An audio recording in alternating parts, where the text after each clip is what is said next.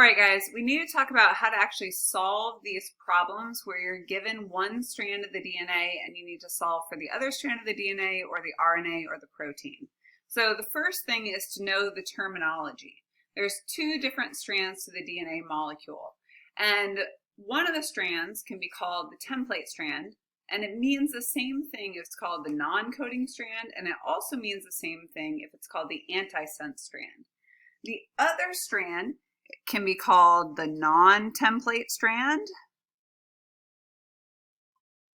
It can be called the coding strand. And it can be called the sense strand.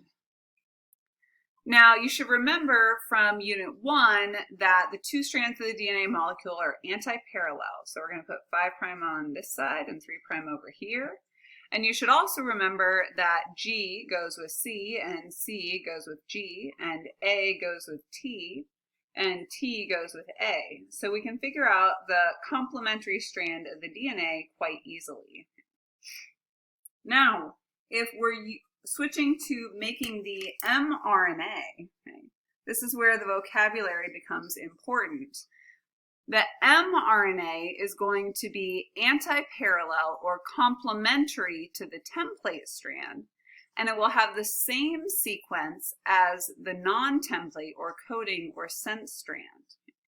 So there's two different ways you can solve this problem. Either you can match it up opposite of this strand, or you can copy it the same as this strand, remembering to replace the T's with U's in the mRNA.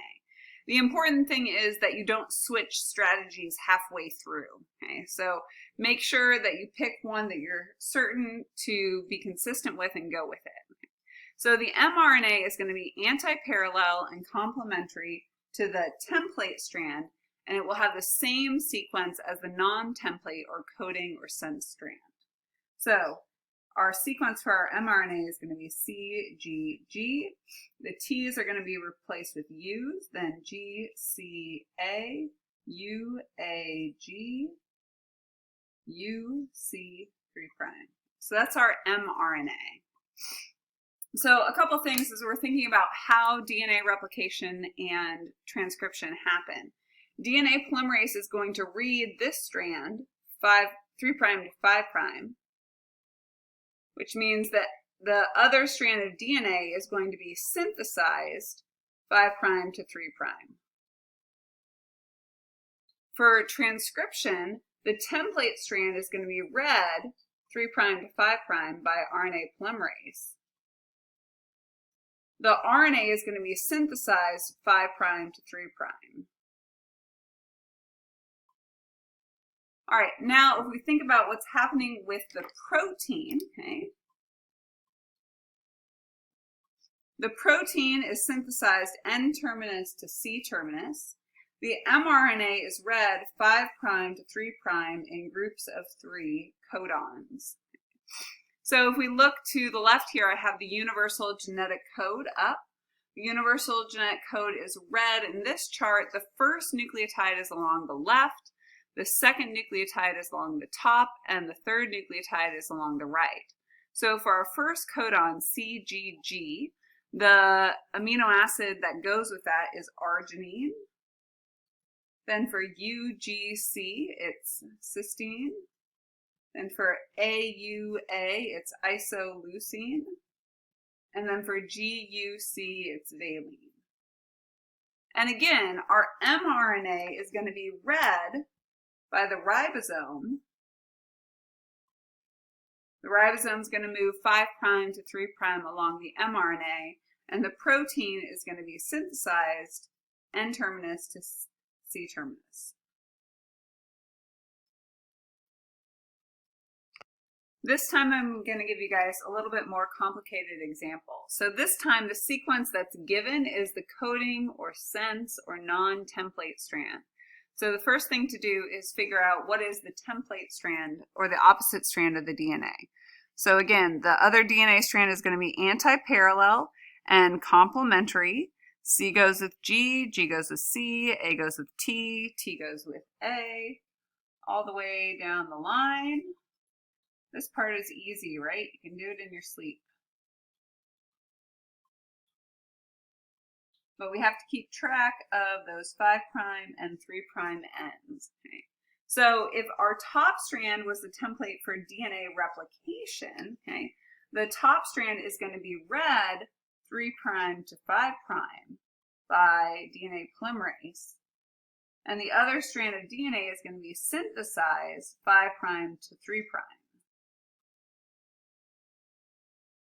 All right, if we switch to RNA synthesis or transcription, same thing. RNA polymerase is going to read, excuse me, wrong strand. RNA polymerase is going to read the RNA template strand, the strand of DNA that's going to be read to make the RNA. It's going to be read 3' to 5' by RNA polymerase. And the RNA that's going to be synthesized is antiparallel and complementary to the template strand. And it's going to be synthesized 5' to 3'. So that RNA is going to have an antiparallel or complementary sequence to the template strand. It's going to have the same sequence as the non-template coding or sense strand, with the exception that the T's are going to be replaced with U's. G, A, U, G, C, C, C, C. Remember to replace the T's with U's. A, G, A, G, U, A, C, C, G, C. All right, so there's our mRNA. Now, one thing to note, the ribosome is going to read the mRNA 5' to 3'. This is the ribosome. But the ribosome doesn't start at the tippy end. The ribosome is going to scan along until it finds what? Until it finds the first start codon. And that's going to make sure that it's in the correct reading frame. Okay. So if we started from the tippy end, we'd read here, here, here, here, here, and we'd make a totally different protein than if we started at the start codon. So the start codon defines the reading frame. So we're going to read AUG as the start codon for making our protein, which is going to be translated from the N terminus to the C terminus. The first amino acid is methionine, always. And then from that point on, we're going to read in groups of 3. So for our first codon, CCC is going to be proline. CUU, using our universal genetic code that's on the left-hand side here, is going to, CUU is going to be leucine. AAA is going to be lysine. GAG is going to give us glutamate. And then we have another one, GAG, and then UAA. And then UAA is our stop codon.